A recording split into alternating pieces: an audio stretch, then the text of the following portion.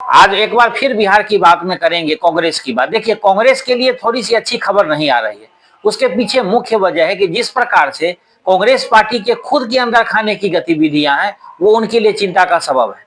अब राहुल गांधी बिहार में सब कुछ परिवर्तन कर चुके हैं। नेतृत्व परिवर्तन हो गया, अध्यक्ष बदल गए, नए प्रभारी उन्होंने कर्नाटका से भेज दिया, उसके बाद संगठन में कई बदलाव हुए हैं, लेकिन उसके बावजूद भी कोई रिजल्ट नहीं दिख रहा है। यानी कांग्रेस में कोई ऐसी बड़ी बात ऐसा लग नहीं रहा है कि कांग्रेस कुछ कर सकती है इस बार बिहार में। पहले लग रहा था कि बहुत कुछ हो सकता है, कांग्रेस फ्रंट फुट पर है, कांग्रेस इस बार कुछ ना कुछ बिहार की राजनीति में नया गुल खिलाएगी। 29 के पिच तैयार करने में जो कांग्रेस अभी से लगी हुई थी, वो पूरा पूरा फाइनल हो जाएगा। 29 में बिहार में कांग्रेस का रिजल्ट बहुत अच्छा जाएगा, या कांग्रेस इंडिपेंडेंट होकर के भी अगर चुनाव लड़ती है तो बहुत कुछ कर सकती है। तेजस्वी यादव को वो नुकसान पहुंचा सकती है।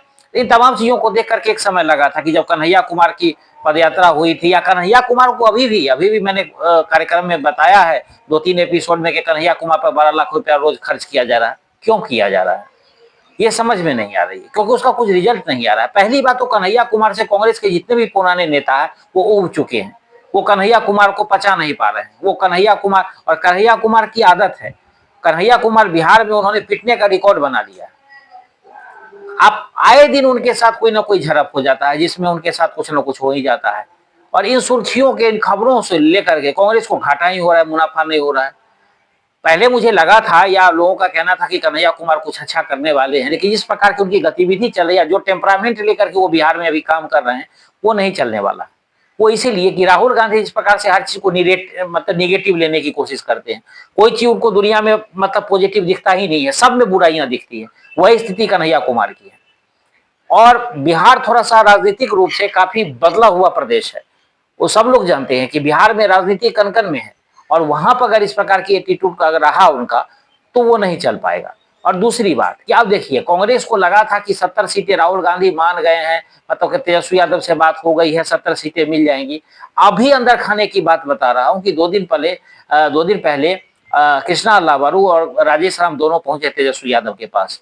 तेजस्वी यादव ने सीधा शटर डाउन कर दिया, बोला कि 30 से 35 सीट आपको मिलेगी, 70 का सपना छोड़ दीजिए। और उन्होंने कहा कि पिछली बार जिन सीटों पर आप 15,000 से ज्यादा वोटों से हारे, उस सीट की तो आप चर्चा भी मत कीजिए, आप उसका नाम भी नहीं ले सकते। अब तेजस्वी यादव संगठन में उनको सारी जिम्मेदारी दी गई है, महागठबंधन के वो संयोजक बने हुए हैं, तो वो जो कहेंगे इनको मानना पड़ेगा। इनके पास कोई ऑप्शन तो है नहीं, या इनका कोई ऐसा जनाधार भी नहीं है। इस बार वो सीधा सीधा बात कर रहे हैं कि इस बार एमवाई समीकरण के अलावा दलित की बात होगी। एक राजेश राम उन्होंने ले आया है, लगता है कि सारे दलित उनके पीछे ढोल नगाड़े लेके घूम रहे हैं, ऐसा तो दिख नहीं रहा है। कांग्रेस की तो कहीं बात हो नहीं पा रही है। राजेश राम ऐसा कुछ कर भी नहीं दिया। राजेश राम उस गट्स के नेता भी नहीं है, बिहार में उस कद के नेता भी नहीं है जिससे कि लोग उनकी बात को सुने। दलित के और भी बहुत सारे नेता हैं जिसकी बात हो रही है। लेकिन यहां पर देखिए, अब तेजस्वी यादव ने जिस प्रकार से उनको मना कर दिया, इसके पीछे मुख्य वजह क्या है? तेजस्वी यादव ऐसा नहीं है कि बहुत सीटों पर 15,000 से ज्यादा वोटों से नहीं हारे, वो भी 15-20 सीटों पर हैं जो 15,000 से ज्यादा वोटों से आरजेडी हारी है।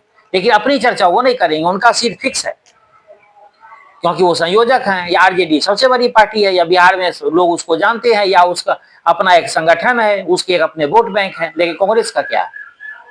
तो ये स्थिति वाली बात हो गई है। तो अब आप देखेंगे, इसमें सबसे बड़ी बात है कि आखिर तेजस्वी वो सीट चोरी किसके लिए कर रहे हैं? कांग्रेस के हिस्से का कटिंग कहाँ जा रहा है?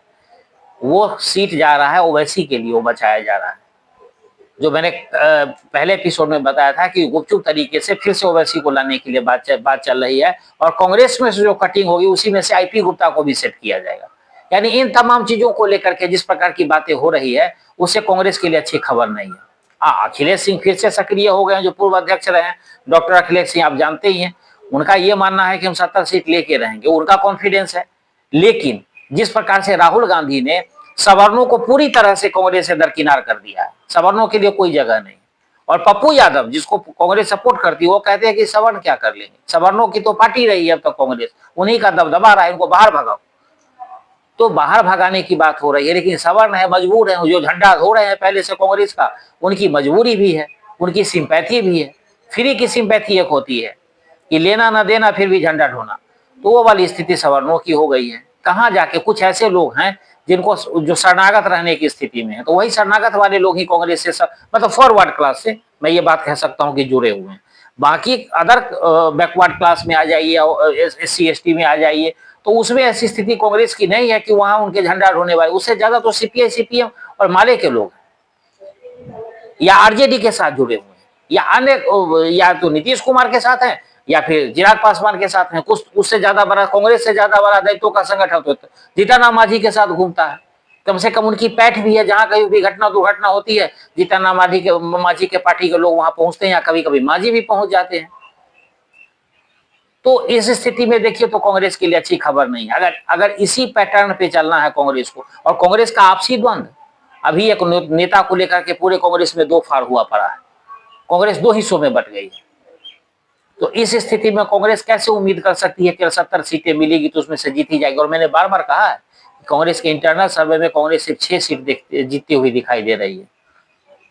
तो ऐसे में क्या होगा राहुल गांधी का 2029 का?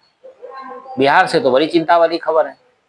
अब इससे कैसे उभरेंगे, वो सारा निगेटिव वाला ही विचारधारा पे काम चलेगी, या कुछ पॉजिटिव करके कुछ दिखाना चाहते हैं, वो तो अब राहुल गांधी बेहतर समझ सकते हैं कैसे कांग्रेस को ठीक किया जा सकता है। राहुल गांधी की उपस्थिति में युद्ध शुरू हो जाता है, तब युद्ध विराम कैसे होगा और तेजस्वी यादव कितना भाव देंगे, अब ये राहुल गांधी के ऊपर है। और अखिलेश प्रसाद सिंह ने कहा है कि मैं 70 सीटें ले लूंगा। अब इंतजार रहेगा कि कब तक कांग्रेस को 70 सीटें मिलती है।